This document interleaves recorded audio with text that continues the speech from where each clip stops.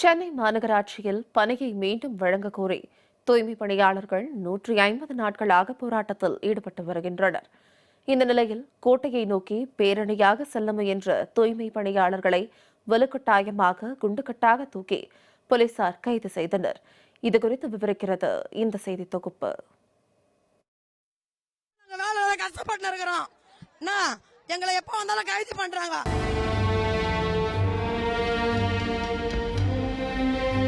எங்களை வச்சு இப்ப ஒரு வார்த்தை பேசக்கூடாது. அவரு MK ஸ்டாலின் திராவிட மாடல் அரசு சமூக நீதி பேசுற அரசு எங்க மேல வஞ்சிக்குது.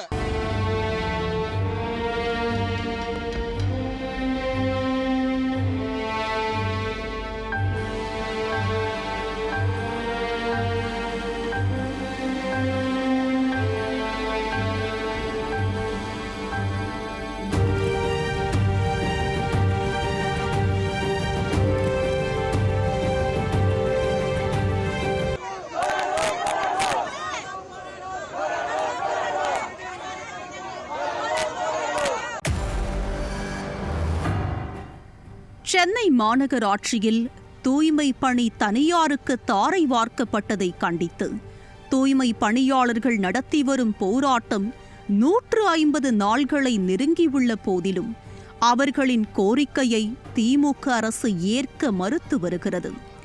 தங்களின் உரிமைக்காக போராடிய தூய்மை பணியாளர்கள் மீது விளம்பர திமுக அரசு இரக்கமின்றி அராஜகத்தை கட்டவிழ்த்துவிட்டு வேடிக்கை பார்ப்பதாக குற்றச்சாட்டு எழுந்துள்ளது.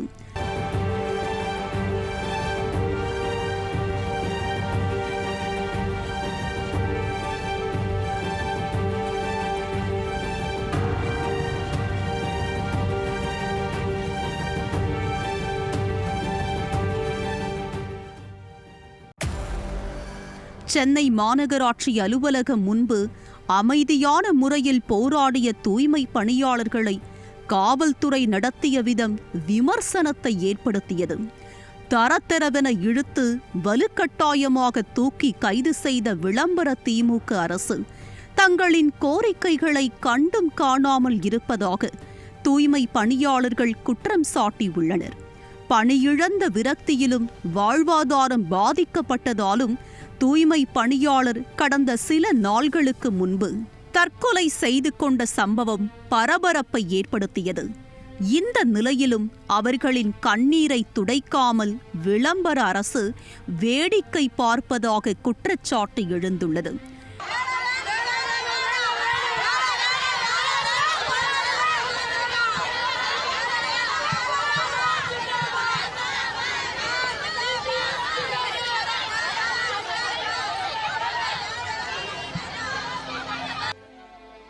தங்களின் பணி மீண்டும் கிடைப்பதற்காக போராடி வருபவர்களை விளம்பர திமுக அரசு கண்டு கொள்ளாமல் இருப்பதாகவும் தாங்கள் புறக்கணிக்கப்படுவதாகவும் தூய்மை பணியாளர்கள் குற்றம் சாட்டியுள்ளனர்.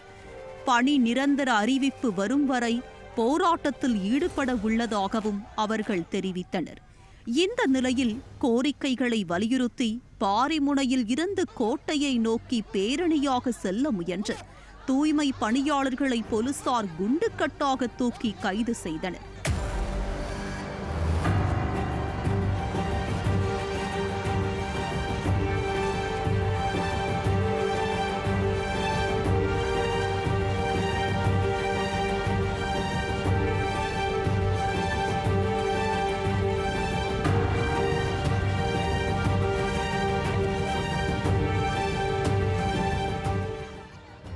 போராட்டத்தில் ஈடுபட்டவர்கள் கைது செய்யப்பட்டதை கண்டித்து ஏராளமான தூய்மை பணியாளர்கள் சாலையில் அமர்ந்து போராட்டத்தில் ஈடுபட்டனர். வேலையில்லாமல் தங்களின் வாழ்வாதாரம் பாதிக்கப்பட்டிருப்பதாகவும் இனிமேல் சாவதை தவிர வேறு வழியில்லை எனவும் தூய்மை பணியாளர்கள் சாலையில் அமர்ந்து கதறும் காட்சி காண்போர் நெஞ்சை உலுக்குகிறது.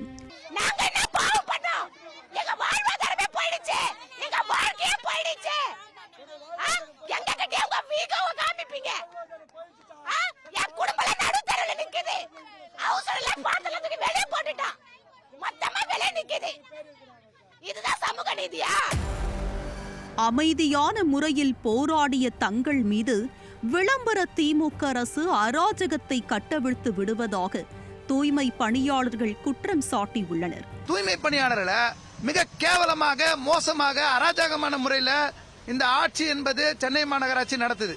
ஒரு உண்ணாநிலை போராட்டம் உட்காந்து அவங்க செத்தாலும் பரவாயில்லன்ற அளவில் தான் இன்னைக்கு அதை கண்டுக்காம விட்டுருக்காங்க, அவங்கள பார்க்காம விட்டுருக்காங்க. இதே பாணியில அவங்க இருப்பதற்கு சென்னை மாநகராட்சி தூய்மை பணியாளர் விட மாட்டோம். எங்களுக்கு தூக்கம், எங்க வாழ்க்கையை பறிச்சவங்க, எங்க தொழிலாளருடைய வாழ்க்கையை பறிச்சவங்க, நிம்மதி இல்லாம இருக்குன்னு நினைக்கிறவங்க அவங்களும் தூக்கம் இல்லாம இருப்பாங்க. எங்க அடுத்த கட்ட போராட்டங்களாக முதலமைச்சர் அவர்கள், அறநிலையத்துறை அமைச்சர் அவர்கள், நகராட்சி நிர்வாக அமைச்சர் அவர்கள் இவர்கள் வீட்டை நோக்கி மனு கொடுக்க செல்லும் போராட்டம் என்பது நடக்கும். போராட்டத்தில் ஈடுபட்டவர்கள் கைது செய்யப்பட்டதை எதிர்த்து காவலர்களின் வாகனத்தின் டயரில் தலை வைத்து பெண் தூய்மை பணியாளர்கள் தற்கொலை முயற்சியில் ஈடுபட்டனர். நியாயமான கோரிக்கைகளுக்கு போராடும் தங்களை மனிதாபிமானமற்ற முறையில் போலீசார் கைது செய்வதாக தூய்மை பணியாளர்கள் குற்றம் சாட்டினர்.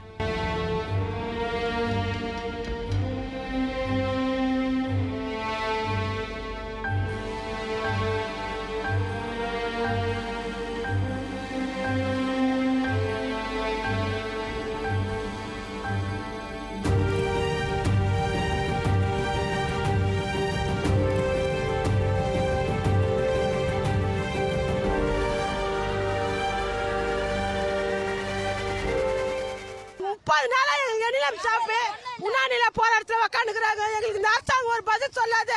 எங்க ரொம்ப கடுமையா எங்களை தண்டிக்குது. நாங்க முடிஞ்ச அளவுக்கு நாங்க போராடிட்டோம். வங்க கடல்ல இறங்கி போராடினோம். எங்க உயிரை போனோம்னு நினைக்கிறாங்க. உயிரை போயிடுச்சு. தூக்கு மாட்டி செத்துட்டாங்க. தூக்கு மாட்டி செத்துட்டாங்க. உன்னமா இந்த அரசாங்கம் எங்களுக்கு செவி சாய்க்கல. இன்னும் நாங்க எல்லாருமே செத்தாதான் இந்த அரசாங்கம் எங்க வேலை போடணும். எங்க குடும்பம் முழுவதும் சாவறதுக்கு ரெடியா இருக்கிறோம். தமிழகத்தின் தலைநகரான சென்னை தற்போது போராட்டக் களமாக மாறியுள்ளது. திமுக தேர்தல் வாக்குறுதியில் கூறியபடி சம வேலைக்கு சம ஊதியம் கோரி இடைநிலை ஆசிரியர்களும், பணி நீக்கம் செய்யப்பட்டவர்களுக்கு மீண்டும் பணி வழங்க கோரி தூய்மை பணியாளர்களும் போராட்டத்தில் தொடர்ந்து ஈடுபட்டு வருகின்றனர். அனைத்து தரப்பினருக்கும் பொய்யான வாக்குறுதிகளை அள்ளி வீசி ஆட்சியில் அமர்ந்த திமுக அரசு 4.5 ஆண்டுகளாகியும் இதுவரை நிறைவேற்றாமல் அனைவருக்கும் அல்வா கொடுத்து வருவதாக விமர்சனம் எழுந்துள்ளது.